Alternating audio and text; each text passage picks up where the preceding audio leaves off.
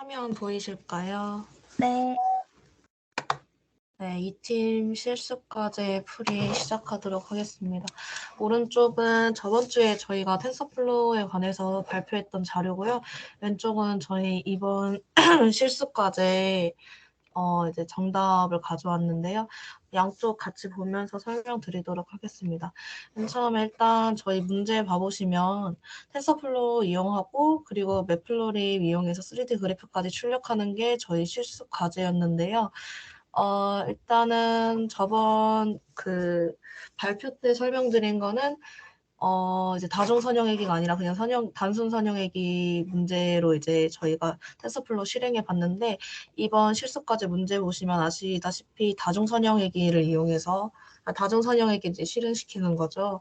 그래서 일단 맨 처음에는 필요한 라이브러리를 임포트 시키는데, 저번 그 발표드린 거랑 다르게 저희는 3D 그래프까지 출력시키기 위해서 이제 다 우리 3D 그래프를 출력하기 위해 필요한 라이브러리까지 임포트를 시켜줍니다.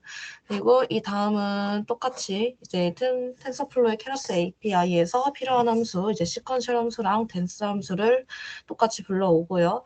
그리고 문제에 나와 있는 표를 보시면 알 수 있다시피 이제 x 값이랑 y 값이 나와 있는데, 이 문제에 나와 있는 값대로 저희는 이제 numPy 배열을 선언을 해주고, 그리고 x1, x2도 이제 앞에서 x 선언해 준 거에서 값을 가져와서 x1, x2도 똑같이 선언을 해줍니다. 그 다음부터는 저번 주 그 발표 드린 것처럼 거의 비슷한데, 여기 이제 똑같이 시퀀셜 함수를 모델로 선언을 해주고요. 이제 저번 주 이제 단순 선형외기 한 거랑은 조금 다르게 이번에는 다중 선형외기여서 입력 변수가 하나 더 늘어났죠.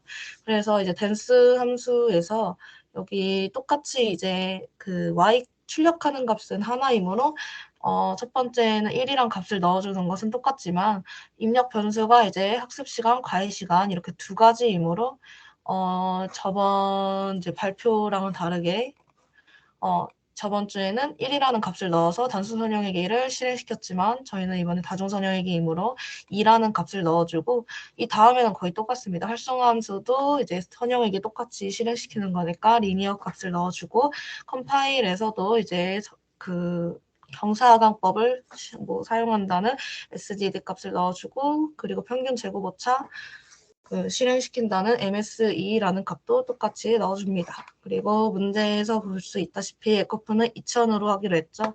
그래서 2000 값도 똑같이 넣어주고, 이외에 학습 시간과 과외 시간을 집어넣어가지고 이제 예측하는 모델을 테스트해 보려고 하는데, 이 값도 문제에 나와 있는 학습 시간 8시간, 과외 시간 4시간을 똑같이 넣어주신 다음에 실행을 시켜주시면 되시고, 이거 프린트하는 거는 이제 문제에서 이렇게 출력되게 프린트 함수를 코드 작성해 주시면 되고요.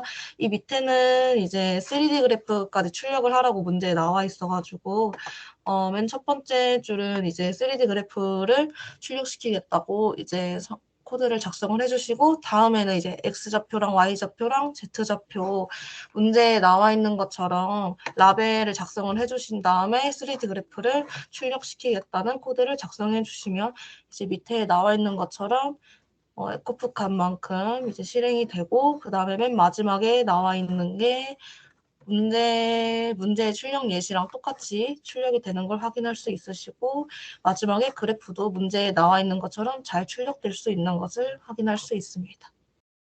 네, 여기까지 2팀 실습 과제 풀이 마치도록 하겠습니다.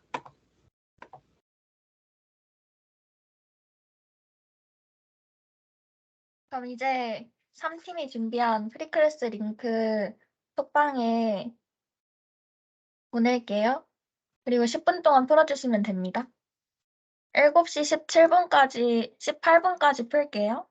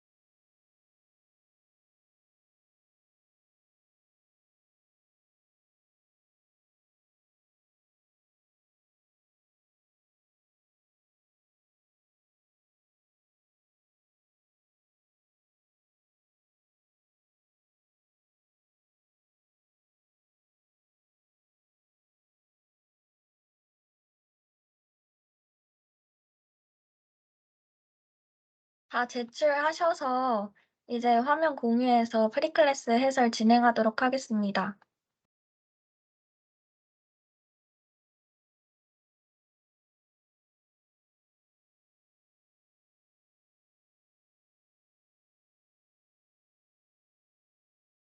보이시나요? 그럼 먼저 1번부터 해설을 시작하도록 하겠습니다. 1번이 조금 어려웠던 것 같은데 우선 차례대로 한번 읽어보면 첫 번째로 로지스틱 회귀는 딥러닝 가장 말단에서 이루어지는 가장 기본적인 계산 원리 중 하나이다. 이것은 맞는 표현이고요. 그 로지스틱 딥러닝 가장 말단에서 이루어지는 가장 기본적인 계산 원리에는 로지스틱 회귀도 있고 그리고 선형 회귀도 포함되어 있습니다. 그리고 두 번째로 참과 거짓을 판단한 후 다음 단계로 넘기는 장치들이 딥러닝 내부에서 작동한다. 이것도 맞는 표현이고요. 그리고 딥러닝을 수행하는 것은 겉으로 보이지 않은 미니 판단 장치들을 이용해서 복잡한 연산에 가장 최적인 예측값을 내놓는 것이고요. 네 번째로 모델에서 만들어진 참 거짓 미니 판단 장치가 아니라 이게 로지스틱 회귀 원리를 이용해서 참 거짓 미니 판단 장치를 만들고 그 판단 장치로 입력값의 특징을 추출해서 이를 저장한 게 모델이어서 방향성이 틀려서 4번이 틀린 겁니다. 그리고 5번에는 로지스틱 회귀는 참과 거짓 사이를 구분하는 S자 형태의 적절한 선을 그려가는 과정으로 옳은 것입니다. 그래서 답은 4번입니다. 다음 2번 설명해 주세요. 이번에 제가 만든 문제인데 다들 정답률이 100%더라고요. 그래서 설명하자면 A는 그래프의 경사도가 맞고요. 그 A 값이 커질수록 경사도가 커지고 또 작아질수록 경사도가 낮아지는 형태를 띠고 B도 그래프의 좌우 이동이 맞습니다. 그리고 세 번째가 틀렸는데 A 값이 작아질수록 오차 값이 커지고 A 값이 커지면 오차는 없어지는 게 아니라 오차가 줄어든다여서 세 번째가 정답입니다. 그리고 B 값이 너무 커지거나 작아지면 오차 값도 자연스럽게 커집니다.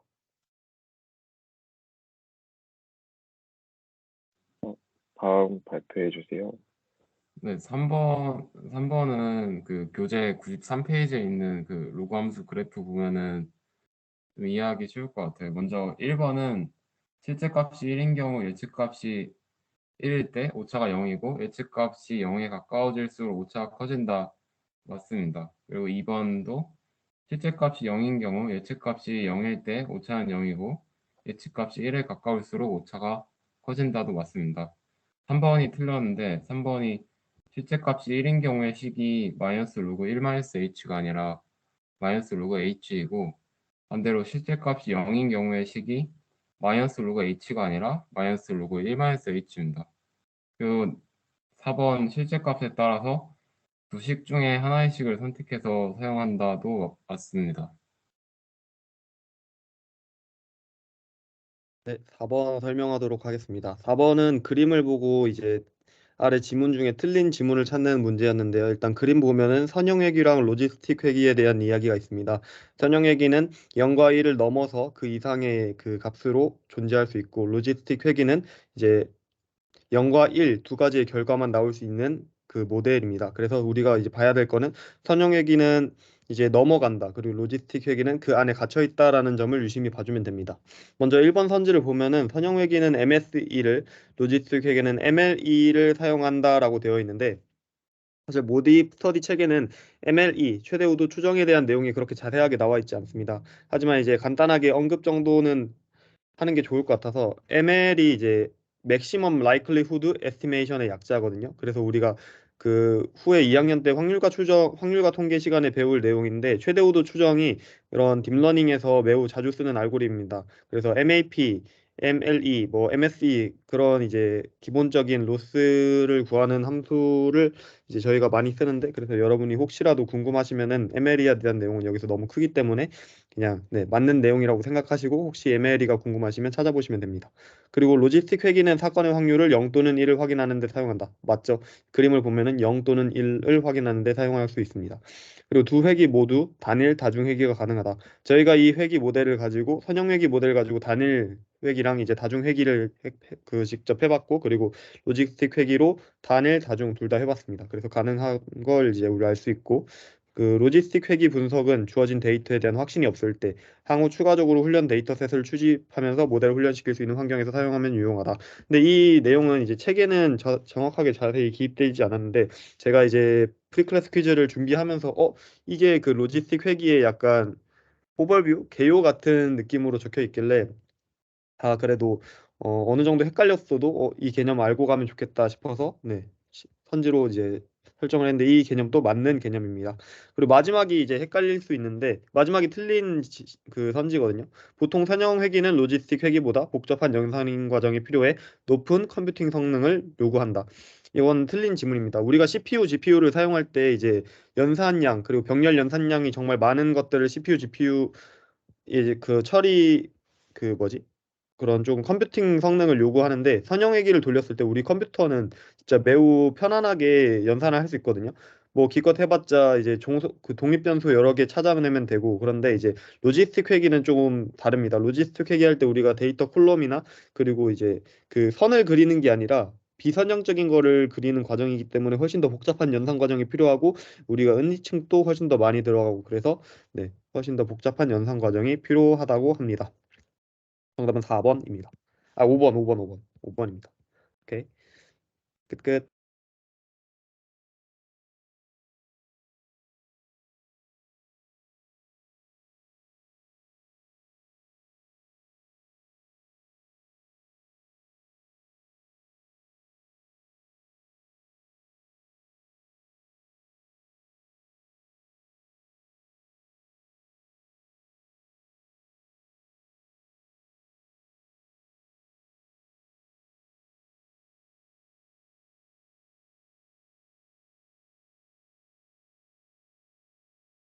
지훈아 마이크 안 켜져 있는 것 같은데.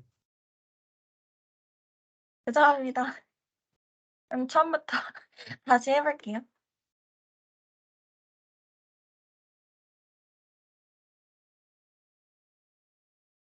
그럼 이제 참 거짓 판단 장치인 로지스틱 회계에 대해서 발표해 보겠습니다.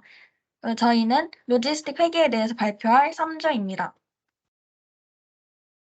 우선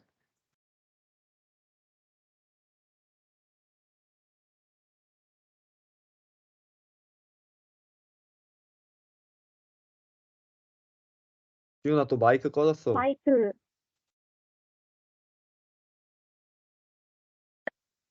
아니에요. 어디까지 했어요? 이제 목차 하면 돼 목차. 선생님. 그럼 다음으로 목차에 대해서 보겠습니다. 첫 번째로 참 거짓 판단 장치인 로지스틱 회계에 대한 개념 설명이 있을 예정입니다. 그 두 번째로 시그모이드에 대한 설명이 있을 건데요. 활성화 함수, 시그모이드 함수의 특징, 그리고 시그모이드 함수를 왜 사용해야 하는가를 담은 설명이 있을 예정입니다. 그 다음으로 오차 함수의 의미와 종류, 의, 활용성에 대해서 발표할 것이고, 그 마지막으로 텐서플로우의 경쟁자이고 딥러닝 프레임워크 토치인 파이토치에 대한 설명이 있을 예정입니다. 첫 번째로 로지스틱 회기입니다. 우선 나무를 공부하기 전에 숲에 대해서 공부를 해보면 머신러닝은 비지도학습과 지도학습으로 나뉩니다. 그리고 지도학습은 회귀와 분류로 구분이 됩니다. 이때 회귀와 분류의 차이점은 회귀는 예측값이 실수이며 연속적이라는 것이고 그리고 분류는 예측값이 범주형 변수이며 이산적이라는 것입니다. 분류에는 이진 분류와 다중 분류로 나뉩니다. 이진 분류라는 것은 예를 들어서 참과 거짓, 0 또는 1, 합격, 불합격 이렇게 두 가지로 분류되는 것을 의미하고 그리고 다중 분류는 그 두 가지 이상인 분류를 의미합니다. 로지스틱 회귀는 참과 거짓, 0 또는 1 이런 식으로 두 가지로 분류가 되기 때문에 이진 분류에 속하게 됩니다. 이름에는 회귀라고 적혀 있지만 실제로는 분류에 속하는 알고리즘입니다. 그리고 저희가 앞에서 배웠던 선형 회귀는 여기 회귀의 특징에 따라서 예측값이 실수이며 연속적이기 때문에 회귀에 속하게 됩니다. 다음으로 회귀 분석의 의미에 대해서 알아보겠습니다. 우선 회귀 분석에 대해서 알기 전에 회귀의 사전적 정의를 보면 한 바퀴 돌아 제자리로 돌아오는 것입니다. 이를 회귀 분석의 뜻에 적용을 해보면 평균보다 크거나 작은 값들이 평균으로 돌아간다는 가정을 이용한 분석 방법을 회귀 분석이라고 할 수 있습니다. 즉 쉽게 말해서 평균으로의 회귀를 의미합니다. 이는 연속적인 독립 변인이 종속 변인에 영향을 미치는지 알아보고자 할 때 실시되는 분석 방법입니다. 그리고 회귀 분석의 시초에 대해서 알아보면 프랜시스 갈톤이라는 사람이 있는데 이 사람이 다윈 아시죠? 다윈의 사촌 동생이라고 해요. 그래서 다윈도 유전에 되게 관심이 많았듯이 갈톤이라는 사람도 유전에 되게 관심이 많았는데 사람들의 키를 보고 이렇게 분석을 했는데 이런 결론을 내렸다고 합니다. 키가 큰 아버지는 키가 조금 작은 자식을, 그리고 키가 작은 아버지는 키가 조금 큰 자식을 갖게 된다라는 결론을 내렸다고 합니다. 오른쪽에 있는 그래프를 보시면 빨간색으로 찍힌 게 어른들의 키이고 그 다음에 파란색으로 찍힌 게 어른이 된 자식들의 키인데요.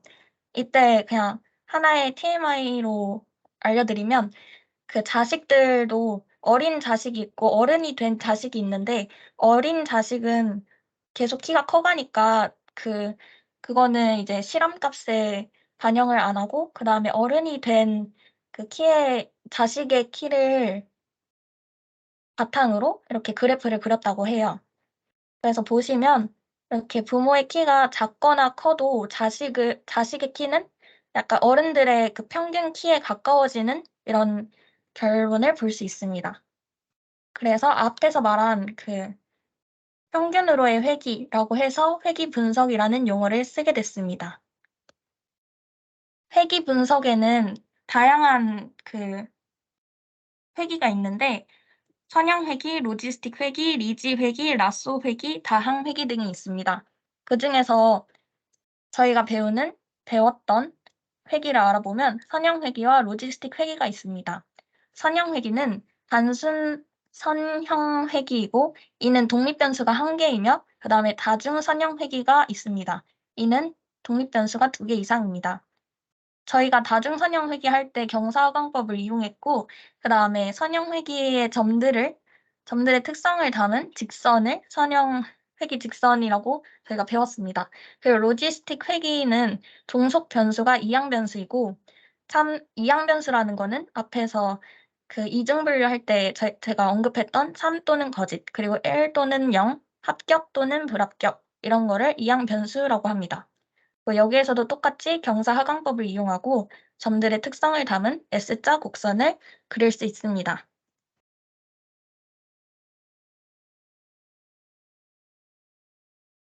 프리클래스 문제에도 나왔던 딥러닝의 기본 계산 원리에 있는 선형 회귀와 로지스틱 회귀입니다. 저희 앞에서 배웠던 선형 회귀 분석 함수는 이렇게 직선으로 표현이 되고 그 다음에 로지스틱 회귀 분석 함수는 이렇게 S자 모양으로 표현이 될 수 있습니다. 그리고 로지스틱 회귀는 참과 거짓 사이를 구분하는 S자 형태의 적절한 선을 그리는 과정입니다. 다음으로 시그모이드 함수입니다.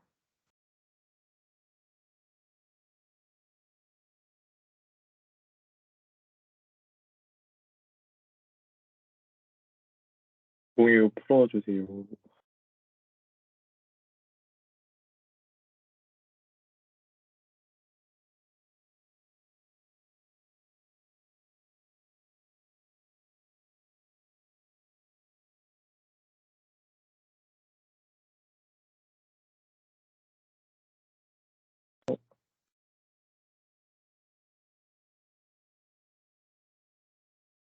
잘 보이시나요? 네. 시그모이드 함수에 대해서 이어서 발표해 보도록 하겠습니다.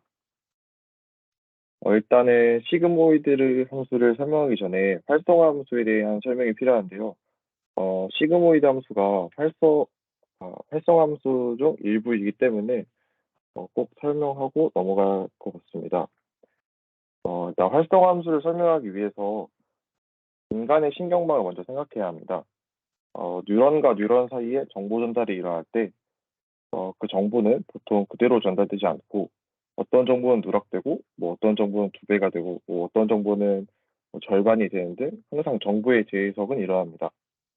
하지만 보통 우리가 만드는 기본적인 인공신경망에서는 노드들이 선형 결합을 하고 있고 이제 또 이전 레이어에서 다음 레이어로 넘어갈 때 단순히 곱하거나 더하는 등 단순한 선형 관계를 가지고 있기 때문에 어, 이렇게 만들어진 인공신경망은 실제 인간의 신경망과 큰 차이가 날 것입니다. 그래서 우리는 비선형 관계를 만들어주기 위해서 액티베이션 펑션 활성화 함수를 이용하고 이전 레이어에서 다음 레이어로 정보가 넘어갈 때 가중치는 곱하지만 그 관계가 비선형 관계를 유지할 수 있도록 해줍니다. 이어서 시그모이드 함수라고 하면 가장 그냥 기본적인 개념으로는 자연상수 2가 지수함수에 포함되어 분모에 들어가면 시그모이드 함수라고 칭합니다. 그래서 우리가 보통 볼 수 있는 형태는 fx는 1 플러스 2의 마이너스 x승분의 1이라는 형태를 가지고 있고 S자 형태를 띠는데요. 근데 우리가 배우는 모두의 딥러닝 책에서는 이러한 형태를 가지고 있지 않고 좀 더 자세하게 y는 1 플러스 2의 마이너스 ax승 플러스 b의 제곱에 네, 1이라는 형태를 가지고 있습니다. 그래서 우리는 시그모이드 함수에 대해서 조금 더 자세히 배울 수 있는데요. 일단은 a의 값이 커질수록 경사도는 급해집니다. 이것이 무엇을 의미하냐면은 경사도가 급해질수록 함수의 예측값은 더 좋아질 수밖에 없습니다. 아무래도 그러니까 직관적으로 봐도 a의 값이 경사도가 커지면은 애매한 값들이 줄어들겠죠. 확실한 0이나 확실한 1에 가까운 값들보다는.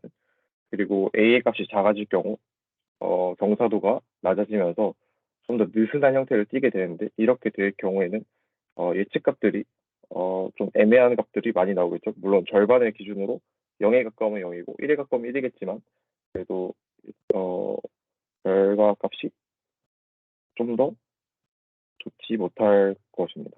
그리고 B의 값이 클 때는 왼쪽으로, B의 값이 작을 때는 그래프가 오른쪽으로 이동하는 것을 볼 수 있습니다. 이게 A만큼의 차이를 나타내진 않겠지만 어쨌든 B의 값이 커질수록 오른쪽 값들의 값이 1 확률이 높아지기 때문에 확률에 큰 영향을 주게 됩니다. 그럼 우리가 시그모이드 함수에 대해서 배웠지만 시그모이드 함수를 왜 사용해야 하는지는 책에선 잘 나오지 않았는데요. 그래서 보자면은 일단은 로지스틱 회귀 분석에서는 종속 변수가 0 또는 1로 나타납니다. 따라서 우리가 앞서 배운 y는 ax 플러스 b의 형태를 가진 선형 회귀를 이용하는 것을 해서 예측하는 것은 의미가 없다고 할 수 있습니다. 따라서 우리는 오드 함수를 이용하는데요. 확률 p가 주어질 경우 오드 p의 범위는 0부터 무한대까지 양수의 범위를 갖게 됩니다. 그리고 이러한 오드 함수에 대해서 로그를 취하게 되면 범위가 다시 마이너스 무한대부터 무한대까지 실수 전체의 범위를 갖게 될 수 있습니다. 따라서 이 값에 선형 회귀를 하는 것이 비로소 의미를 가질 수 있게 됩니다. 이렇게 해서 얻은 값을 px와 같은 시그모이드 함수를 통해서 다시 예측값들을 얻을 수 있게 됩니다. 다음은 오차 함수에 대해서 발표해 주세요. 잠시만요.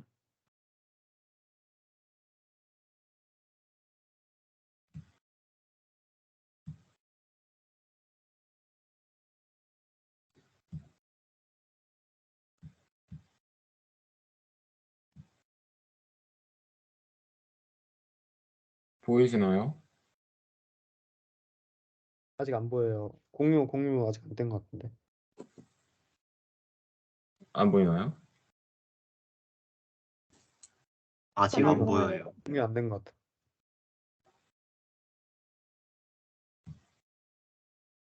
위에 쉐어 버튼 누르고 스크린.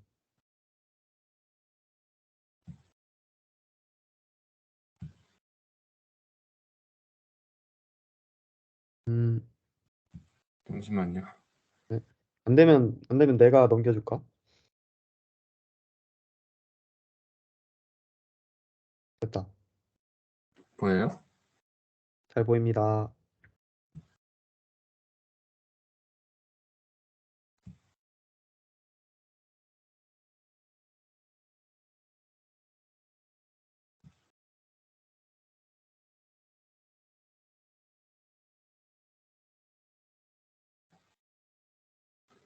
다음으로 오차 함수에 대해 알아보겠습니다. 오차 함수란 지도 학습을 할 때 알고리즘이 예측한 값과 실제 정답의 차이를 비교하기 위한 함수입니다. 최적화를 위해서 최소화하는 게 목적인 함수이기도 합니다. 오차 함수는 다른 이름으로 손실 함수나 목적 함수라고도 불리고 경우에 따라서는 비용 함수나 에너지 함수라고도 불립니다.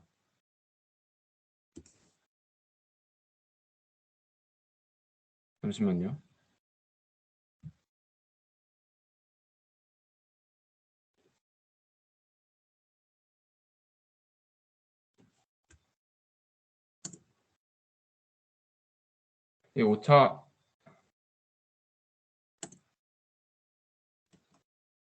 이 오차 함수의 의미를 수학적으로 표현하면 알고리즘이 학습할 때 사용되는 최적의 파라미터를 찾아서 오차를 최소화하는 과정이라고 할 수 있습니다. 알고리즘을 학습한다는 것은 알고리즘의 예측한 값 y 햇이 정답 y와 최대한 근접하게 만드는 과정입니다.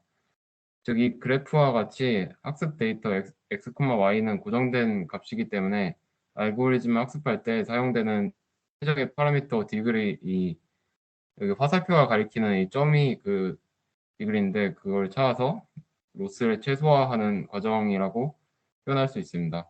이걸 수학적으로 표현한 수식은 보이는 것과 같습니다. 다음으로 오차 함수에는 어떤 종류가 있는지 알아보겠습니다.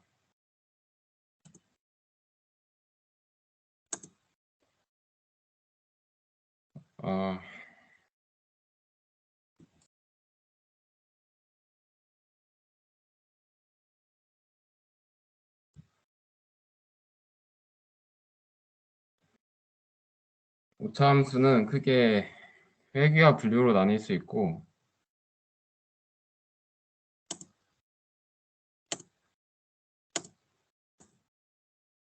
회귀와 분류 이외의 것들도 존재는 합니다. 회귀에는 대표적으로 평균 제곱 오차 그리고 평균 절대 오차가 있습니다. 분류에는 대표적으로 교차 엔트로피와 경첩이 있습니다. 이제 평균 제곱 오차, 평균 절대 오차, 교차 엔트로피, 경첩 각각에 대해서 더 자세히 알아보겠습니다. 먼저 평균 제곱 오차는 오차를 제곱한 값들의 평균을 의미합니다. 오차란 알고리즘이 예측한 값과 실제 정답의 차이를 의미합니다. 즉, 알고리즘이 정답을 맞출수록 이 MSE 값은 작습니다. 즉, MSE 값은 작을수록 알고리즘의 성능이 좋다고 볼 수 있습니다. 이 수식을 살펴보면 이 수식에서 yi는 i번째 학습 데이터의 정답을 의미하고 ti는 학습 데이터를 예측한 값을 의미합니다. 오차의 제곱을 합한 후에 이를 n으로 나누어서 평균을 구한 걸 볼 수 있습니다. 이 MSE는 오차가 커질수록 손실함수의 값이 빠르게 증가한다라는 특징이 있습니다. 이 오른쪽 위 그래프는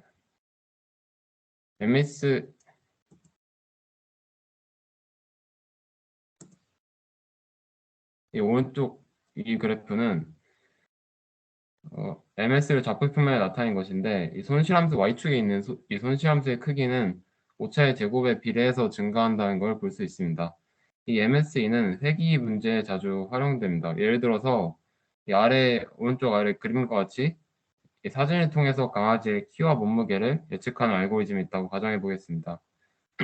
이 사진 속 강아지의 키와 몸무게가 실제로는 40.5, 21.3이라고 각각 가정해 보겠습니다. 이제 알고리즘은 강아지의 키와 몸무게를 예측합니다. 처음에는 키와 몸무게가 각각 39.2, 19.1이라고 예측했다고 가정하겠습니다. 이 MSE를 이 식에 계산해 보면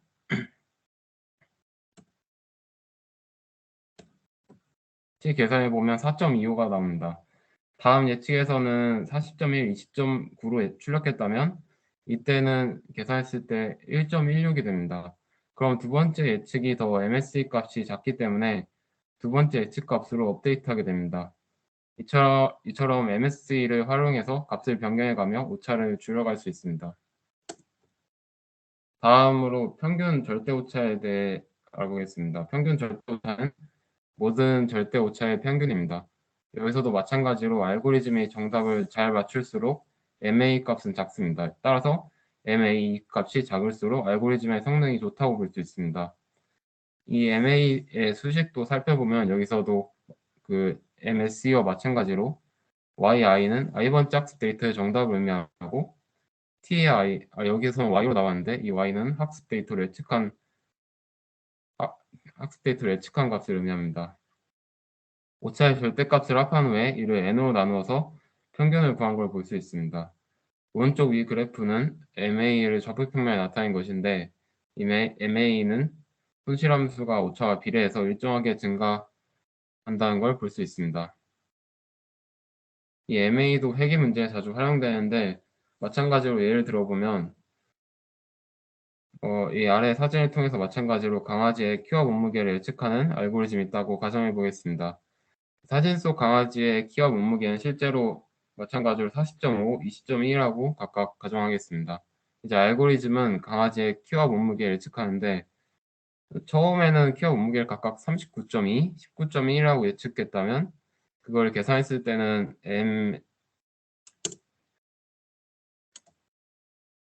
MA 값은 4.25가 나오고 그리고 두 번째로 40.1, 20.9라고 예측했다면 그때는 MA 값이 1.16이 나옵니다. 그럼 두 번째 예측이 더 MA 값이 작기 때문에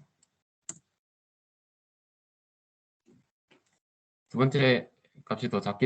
번째 값을 업데이트하게 됩니다. 이처럼 MA를 활용해서 값을 변경해가며 오차를 줄여갈 수 있습니다. 다음으로 교차 엔트로피는 실제 분포에 대해서 알지 못한 상태에서 모델링으로 구한 분포를 통해 실제 분포를 예측하는 방법입니다. 실제 분포와 예측 분포가 모두 들어가기 때문에 교차 엔트로피라고 불립니다. 이번 장에서 배운 그 로그 함수도 이러한 교차 엔트로피 계열입니다. 이 식에서 P는 딥러닝 모델이 추구해야 할 미지의 확률 분포를 의미하고 Q는 딥러닝 모델의 추정 확률 분포를 의미합니다. 이 크로스 엔트로피에서는 실제 값과 예측 값이 맞는 경우에는 0으로 수렴하고 값이 틀린 경우에는 값이 커지기 때문에 두 확률 분포가 얼마나 다른지를 나타내주는 정량적인 지표 역할을 합니다. 이 교차 엔트로피를 계산해서 이 교차 엔트로피가 낮아지는 쪽으로 모델의 추정 확률 분포 Q를 꾸준히 계산해서 확률 분포 Q가 확률 분포 P에 최대한 가깝도록 접근시킬 수 있습니다. 이 특성이 또 신경망을 합숙시키는 원리가 된다고 합니다. 이 교차 엔트로피는 일반적인 경우에 사용하는 범주량 교차 엔트로피와 두 개의 클래스 중에 예측하는 경우에 사용하는 이항 교차 엔트로피로 나눌 수 있습니다. 다음으로 경첩은 소개만 하고 넘어가겠습니다. 경첩은 통계적 분류 훈련에 사용하는 함수로 최대 마진 분류에 사용됩니다. 또 서포트 벡터 머신에 자주 사용된다고 하는데 이 서포트 벡터 머신도 간단하게 소개만 하면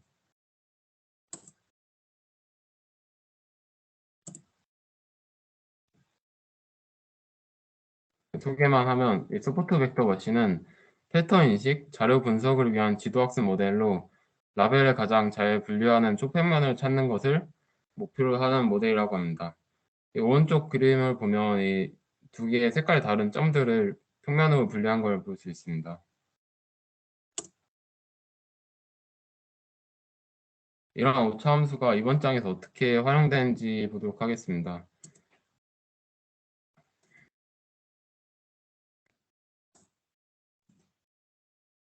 우리는 데이터를 입력하고 이 데이터에 대한 함수를 만들어야 새로운 데이터를 입력하면 그에 대한 결과값을 예측할 수 있습니다.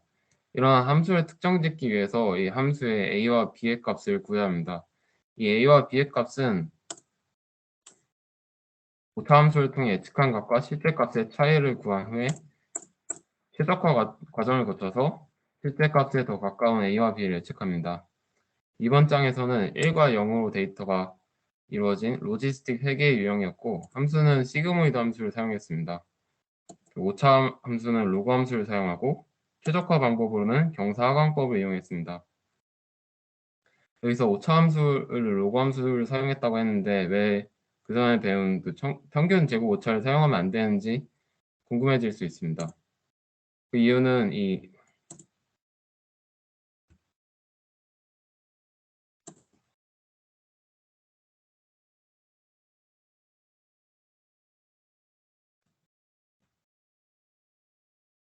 그래프를 보면은 알 수 있는데 이 그래프를 보면은 이 그래프일 때 평균 제곱 오차를 구하게 되면 글로벌 미니멈이 아닌 로컬 미니멈을 구하게 됩니다.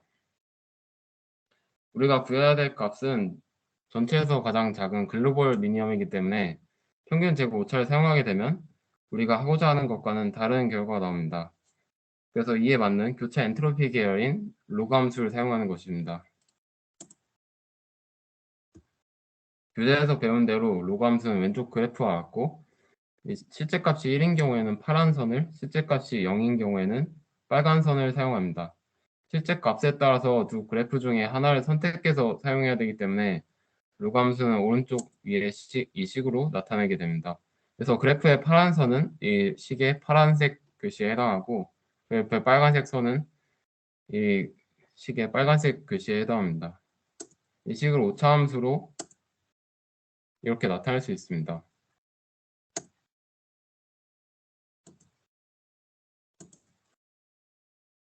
마지막으로 오차 함수가 어디에 사용되는지 소개하고 마치겠습니다. 먼저 오차 함수는 머신러닝에서 선형 회귀, 로지스틱 회귀 등에서 앞에서 말한 대로 예측값과 실제 값의 차이를 측정하는 데 사용합니다. 그리고 최적화 과정에서는 손실 함수의 결과값이 최소가 되도록 최적화하는 데 사용합니다.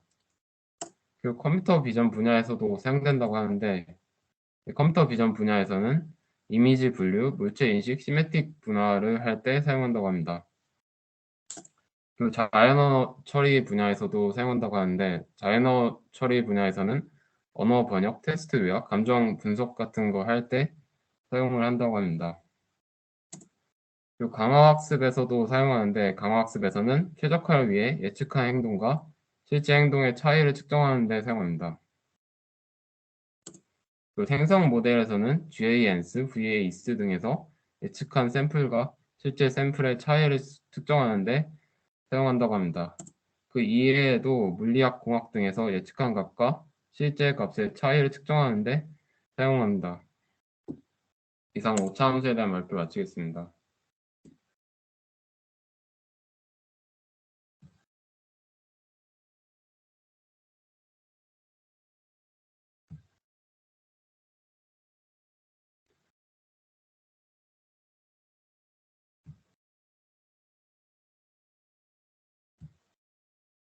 다들 들리시나요?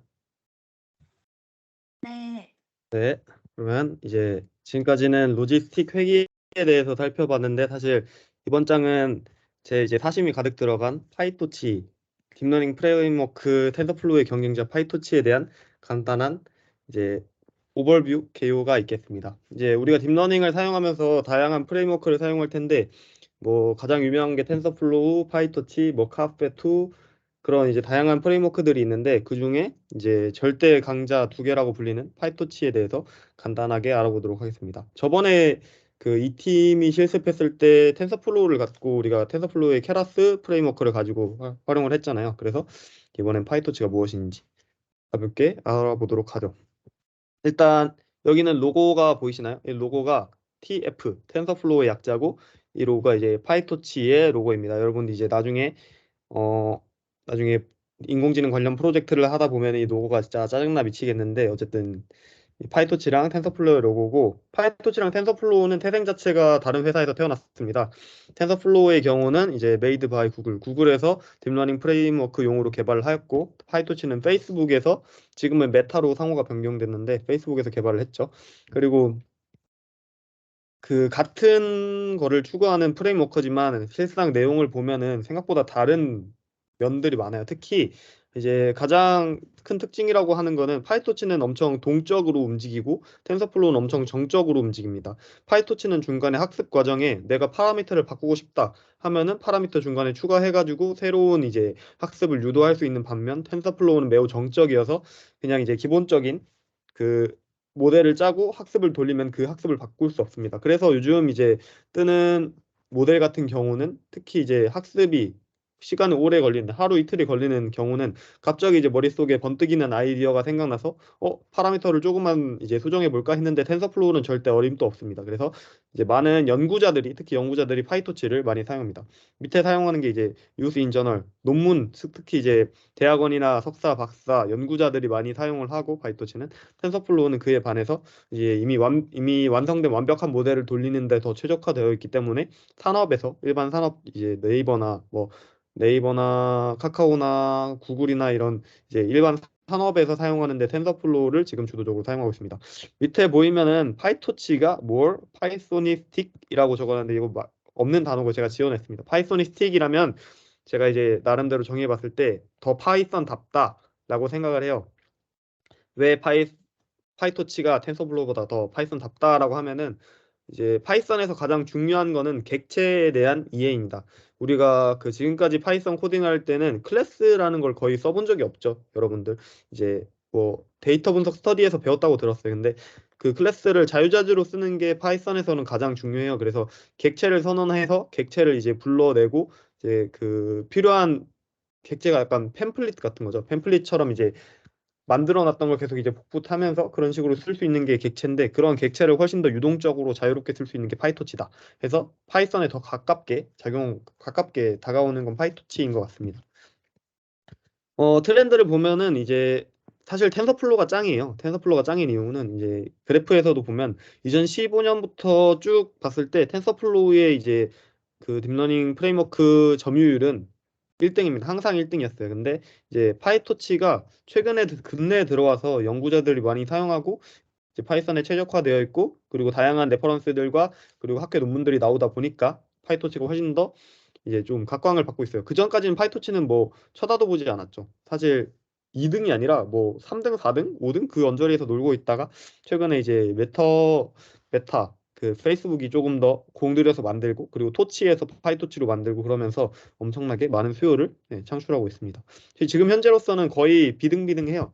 연구 쪽에서는 진짜 거의 다 파이토치로 논문을 작성하기 때문에 우리는 논문을 보려면 파이토치를 공부를 해야 되고 그리고 일상 산업에서 쓰려면 텐서플로우 파이토치를 공동으로 같이 작성을 해야 돼서 텐서플로우뿐만 아니라 파이토치도 같이 공부를 해야 됩니다.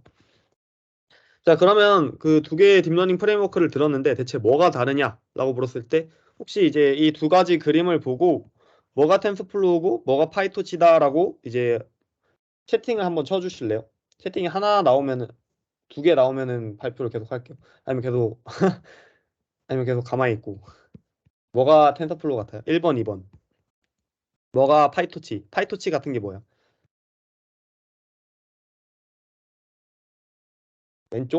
왼쪽이 파이토치? 네. 왼쪽이 파이토치가 네, 맞습니다. 왼쪽이 파이토치가 맞습니다. 왜냐하면은 오른쪽이 여러분한테 좀 익숙하실 거예요. 우리가 텐서플로우를 불러올 때 모델은 시킨셜이라고 하고 그다음에 모델.aid라는 방식으로 레이어를 추가했죠. 덴스 레이어. 지금 나오는 거는 컨볼루션 레이어라고 나중에 CNN에서 배울 레이어인데 컨볼루션 레이어 같은 거를 일일이 추가하는 방식이 이렇게 텐서플로우예요. 이거 방식은 우리가 나중에 파라미터를 수정할 수도 없고 이미 고정된 방식에서 계속해서 돌아가는 방식 때문에 이제 뭐 그냥 말 그대로 정적이죠. 매우 정적인 방식입니다. 하지만 우리 왼쪽에 있는 거는 아까 말했듯이 객체 지향적인 더욱 파이썬다운 모델입니다. 보면 클래스 형태로 선언을 하고 이제 주요 이제 그 변수를 이닛 형태로 저장을 했죠. 그래서 레이어를 이런 식으로 저장을 했어요.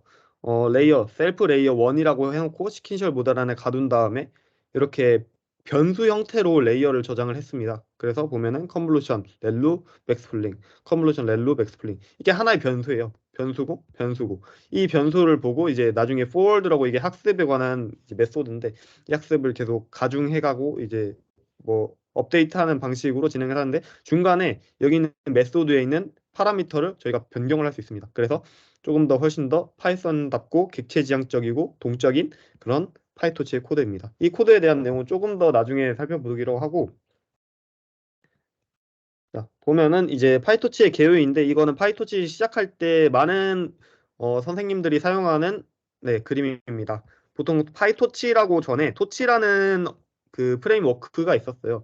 사실 파이토치는 애초에 딥러닝 프레임워크로 개발된 게 아니라 그냥 뭐 넘파이와 같은 판다스와 같은 조금 2차원, 3차원 매트릭스와 텐서를 다루기 위한 그런 툴이었습니다. 근데 그 토치를 가지고 이거를 어차피 사진 이미지도 매트릭스, 텐서로 이루어져 있고 그리고 여러 가지 요즘 있는 이미지가 다 행렬과 벡터로 컴퓨터는 어차피 다 행렬과 벡터잖아요. 벡터와 행렬, 매트릭스, 텐서 그렇기 때문에 뭐 토치를 사용해서 딥러닝 프레임워크를 만들자. 그게 바로 파이썬에 적용한 게 파이토치입니다. 그래서 보면은 파이토치는 크게 토치 오토그레이드 이게 미분이죠. 토치 오토그레이드 그리고 그 토치 NN이 뉴럴 네트워크 약자입니다. 그리고 토치 멀티프로세싱 전처리 그 전반적인 처리 그리고 이게 유틸리티 도구 같은 거가 들어가 있는 거죠. 그리고 이렇게 총 이렇게 5가지가 있는데 이거 말고도 토치 비전 뭐 토치 뭐 매트릭스 뭐 다양한 프레임워크 라이브러리가 더 딸려 있는 것 같아요. 그래서 지금은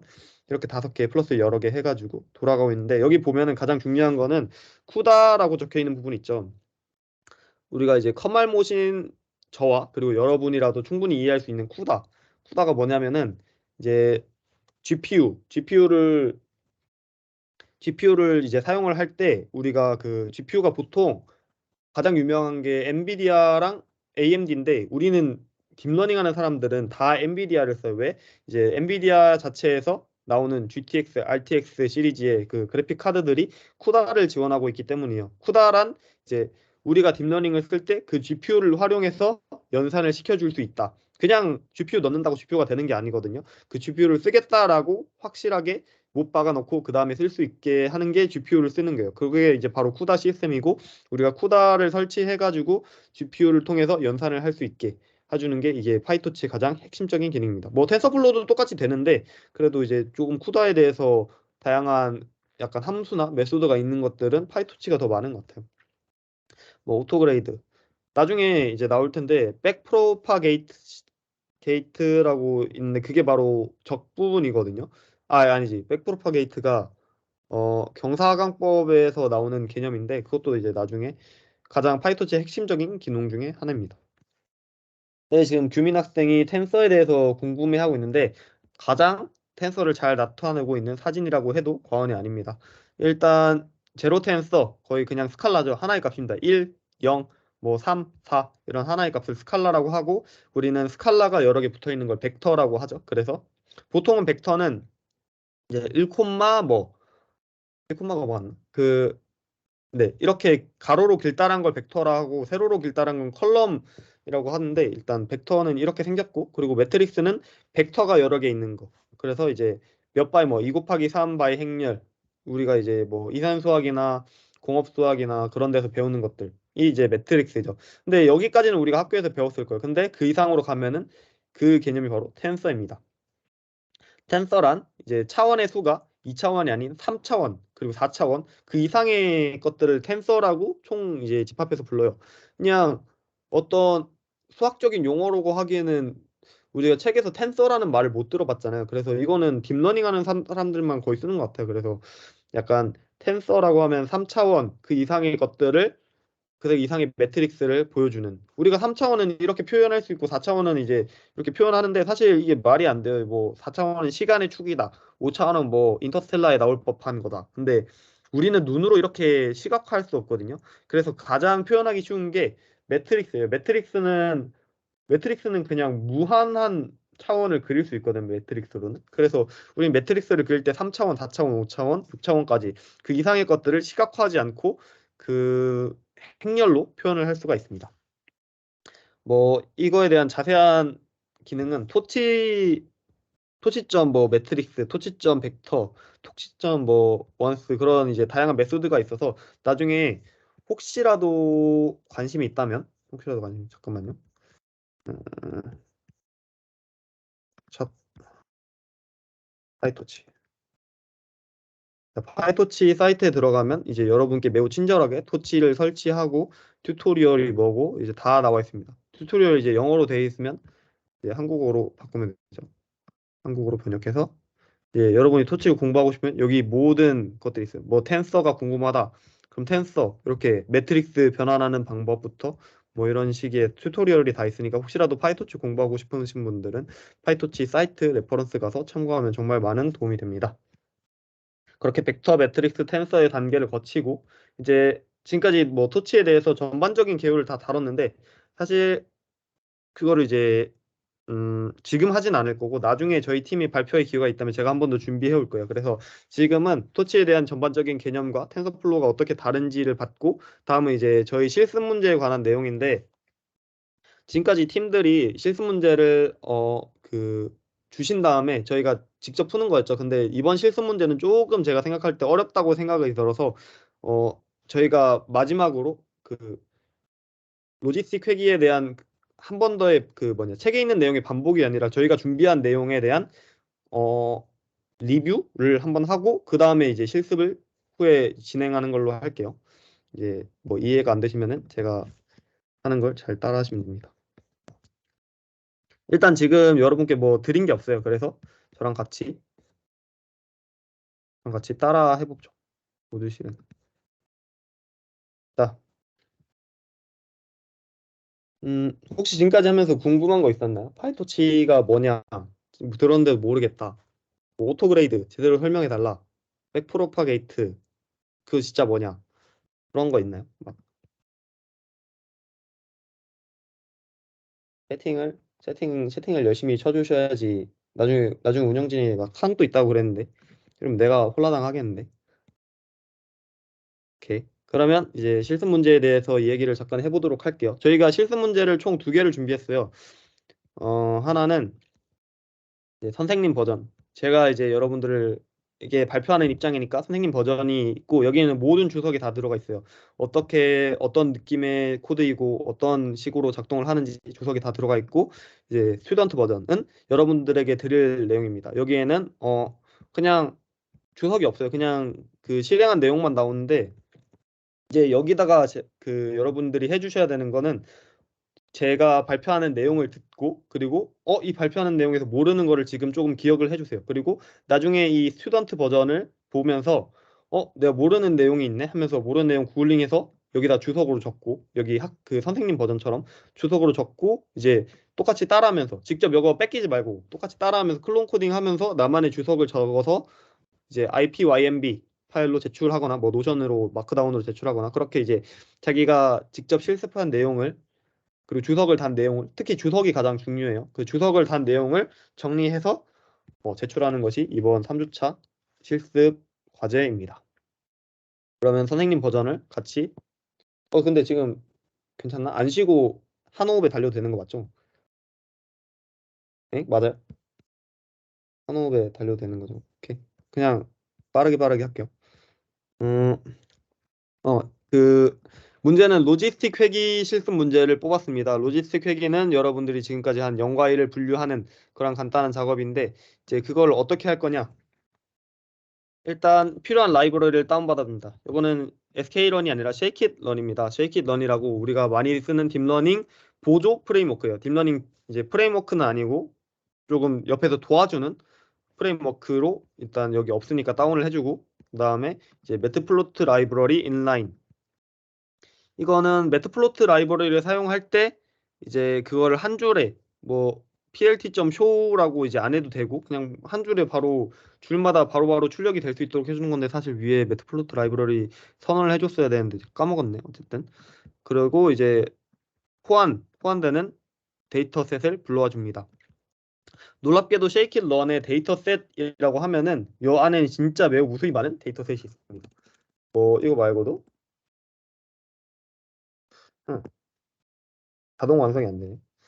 어쨌든 엠리스트 데이터셋이라고 가장 유명한 데이터셋이 있는데 엠리스트 이런 거 있죠.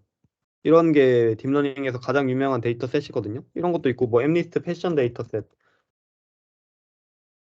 이런 가지각광 이렇게 옷 데이터셋 가지각광 데이터셋이 다 여 안에 들어가 있어요. 그래서 이제 거기 있는 데이터셋 중에 이제 디지트 데이터셋을 갖고 와야 됩니다. 그리고 그 디지트를 로드를 해요. 디지트란 변수 안에 로드를 한 다음에 간단하게 이제 출력을 해보죠. 디지트 데이터 점 쉐이프 이제 테스트 데이터 뭐야 이거 학생 거네. 테스트 데이터 셋 우리가 그 딥러닝을 할 때 가장 중요한 게 트레인 데이터 셋과 테스트 데이터 셋이 있어요. 트레인 데이터는 학습을 위한 데이터고 테스트는 검증을 위한 데이터죠. 그래서 우리가 학습은 트레인 데이터로 하고 이제 정확도 예측 그리고 뭐 로스 손실이 오차가 얼마 정도 나냐 그런 거는 다 테스트 셋으로 하잖아요. 그래서 그 두 가지 데이터의 모양을 봤습니다. 보면은 1794에 64 곱하기 64 보면은 8 곱하기 8 8 바이 8에 이제 매트릭스 값이 입력이 돼 있거든요. 뭐 0이고 0부터 255 사이에 이제 값이 들어가 있는데 그 값이 들어가 있어서 이렇게 숫자를 표기해 줍니다. 다음에 임포트 넘파이 해가지고 행렬을 다룰 수 있는 넘파이랑 그리고 그 시각화 라이브러리를 갖고 와서 간단하게 데이터가 어떻게 들어가 있는지 볼게요. 데이터 보면은 이제 여기에 에뉴멀레이트가 그 뭐냐 가치 있는 거를 이제 키와 밸류로 나누는 것처럼 그런 약간 분리시켜주는 그런 함수거든요. 그래서 이제 여 안에 있는 데이터를 이제 간단하게 샘플로만 0부터 5까지만 샘플로 뽑아가지고 이렇게 PLT 서브플롯해서 여러 다섯 개의 그 뭐냐 그림을 보여줍니다. 그리고 이미지 쇼하고 이미지가 어떻게 되는지 그레이 스케일로 여러분 혹시 C맵 아시나요? C맵 아시는 분?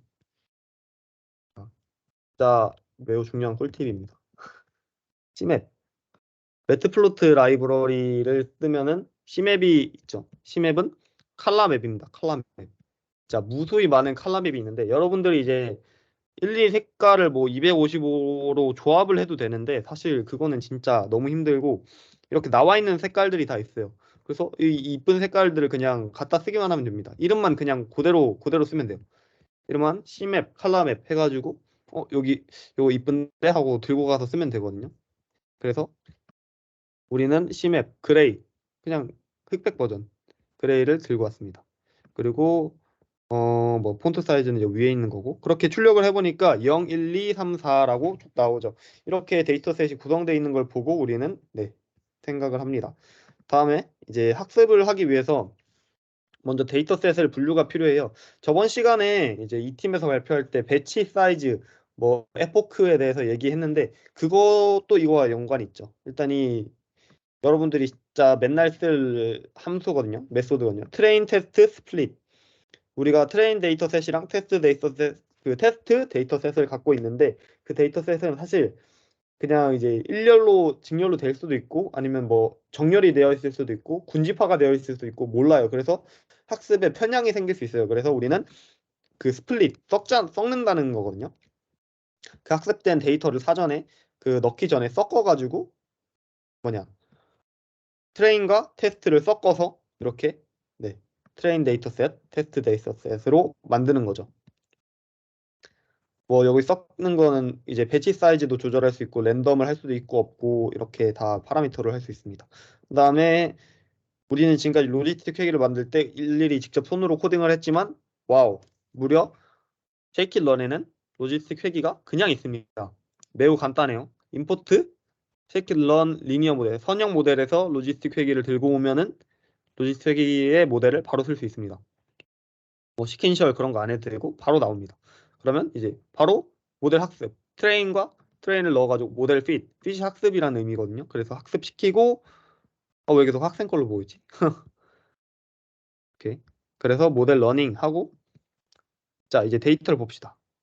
예측된 데이터 프레딕 데이터를 해가지고 이제 예측된 데이터가 어떻게 나왔는지 볼까요? 테스트 셋으로 예측을 했을 때 어레이가 이렇게 나오고 그 다음에 이제 점수를 예측을 해봐요. 점수 로지스틱 프레딕 한 다음에 테스트 데이터 셋을 넣어서 점수를 예측해봐요. 점수를 예측해봤을 때 이제 X 테스트 셋이랑 Y 테스트 셋을 넣어가지고 점수가 얼마 정도 나오냐? 무려 95점이 나왔습니다. 95점. 이게 정말 짜고 치는 점수죠. 이거는 거의 학습이 진짜 무한번 거의 모든 사람들이 다 이제 건드렸기 때문에 점수가 정말 잘 나와요. 그래서 95점의 점수가 나오고 이거를 그냥 95점이라고 하면 우리가 어떻게 납득해? 라고 했을 때 납득을 못하니까 우리는 그거를 조금 코릴레이션, 코에피션트를 분석을 해서 시본이랑 그리고 쉐이킷런으로 시각화를 한번 해봤습니다. 시본 라이브러리는 시각화의 3대장이라고 하는 매트플로트 라이브러리, 시본 라이브러리, 그리고 요즘 뜨는 플로틀리 라이브러리까지 총 제가 생각할 때는 3개 정도 있는 것 같은데 보통 두 개를 많이 쓰죠. 시본이랑 매트플로트 라이브러리. 그렇게 이제 시본을 갖고 와서 시본에서 히트맵이라고 하는데 이게 진짜 여러분들이 많이 쓰는 거예요. 여러분들이 이제 데이터 분석 때도 했을 텐데 이제 상관도를 보여주는 거죠. 0일 때 0. 얼마나 이제 관계가 있는지. 여기 있는 흰색 그림들이 다 이제 관계가 있다, 유사도가 있다라는 의미거든요. 그래서 검은색과 봤을 때 얘는 유사도가 뭐 37, 나머지 다 000, 뭐 111, 33 그런데 얘 혼자 37, 유사도가 매우 높다는 의미죠. 그렇게 이제 유사도 관계를 이 모델이 알고 있다라고 생각하시면 될 것 같아요. 그래서 매트릭스 뭐 컨퓨전 매트릭스로 해가지고 바꿔서 이제 CM이라는 그러니까 뭐라 해야 되지? 어레이를 매트릭스로 변환을 해서 볼 수 있도록 하는 거예요. 그 다음에 이제 펠트 피겨 해가지고 크기 맞추고 이제 아까 말했던 C맵 해가지고 뭐 블루 R 해가지고 이쁘게 나오고 뭐 마그마 하라고 하면 또 마그마라고 되던데 한번 해볼까요? 마그마 짠? 마그마 하면 딱 마그마 색깔이 나와요. 안 이쁘니까. 어쨌든 그런 식으로 하고 뭐 여기 있는 변수들은 뭐 스퀘어 이렇게 사각형으로 그린다. 뭐 라인 위스의 요 사이에 있는 뭐 여기 벌어져 있는 간격이 어느 정도가 되게 해달라. 0.5 정도만 되게 해달라. 뭐 그런 식의 의미고 여기는 라벨은 여러분 다 아시고 요 타이틀도 아시고 이렇게 짠 하고 결과가 나왔습니다. 결과 나오면 아까 관계가 코릴레이션이 가장 높은 게 이렇게 하얀색으로 나오도록 저희가 보고 있죠. 그래서 우리는 이 모델이 제대로 된 학습을 하고 있구나, 제대로 된 결과를 내고 있구나라고 할 수 있습니다.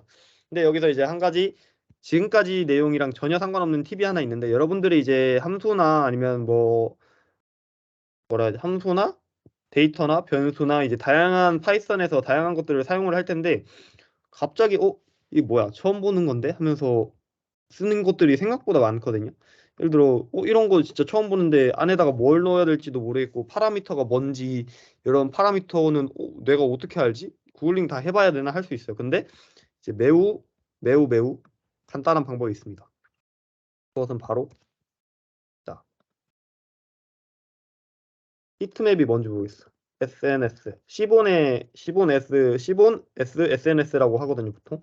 그래서 SNS 히트맵 한 다음에 모르겠어 물음표 하면 짜잔 짜잔 놀랍게도 이제 여러분들이 알고 싶어하는 모든 정보가 여기 다 담겨 있습니다. 물음표 하나 붙인 것만으로 이제 히트맵에 들어가는 변수가 뭐지? 데이터 그리고 뭐 Vmax, 뭔지 잘 모르겠는데 어쨌든 변수 이렇게 파라미터 조정 값이 있죠. 라인 위스 뭐 모두 다 외울 필요는 없지만 가장 중요한 것들은 이제 여기 나와 있죠.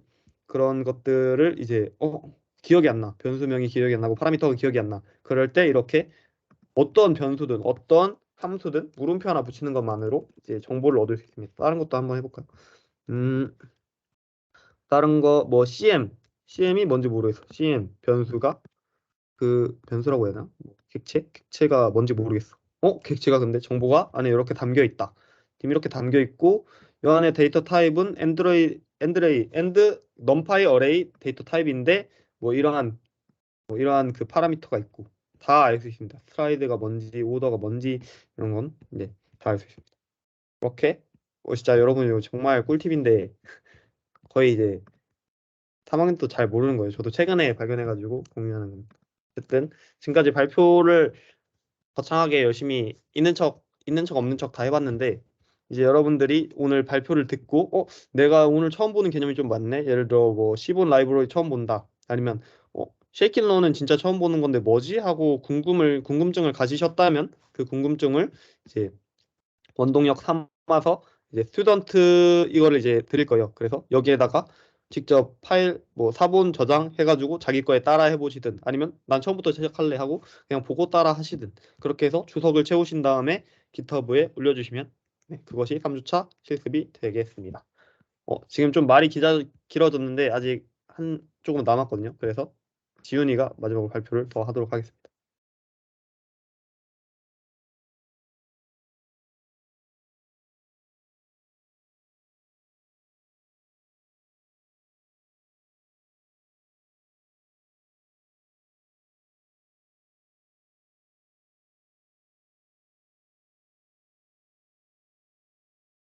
보이시나요? 네. 마지막으로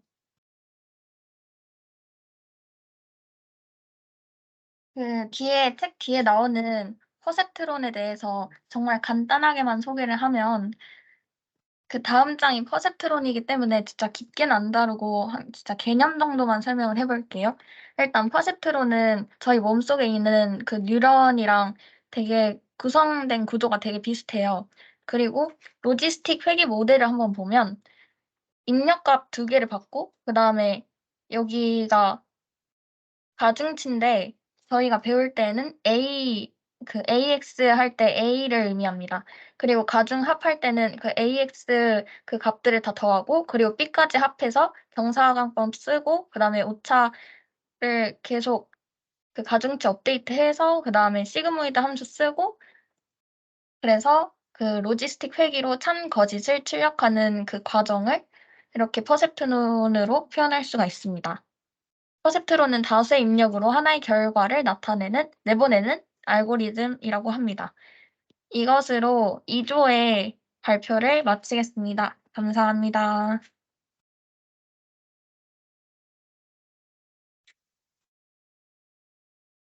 저희 발표 자료는 여기까지인데요. 그 실습 문제 카톡방에 올려드릴 거고요.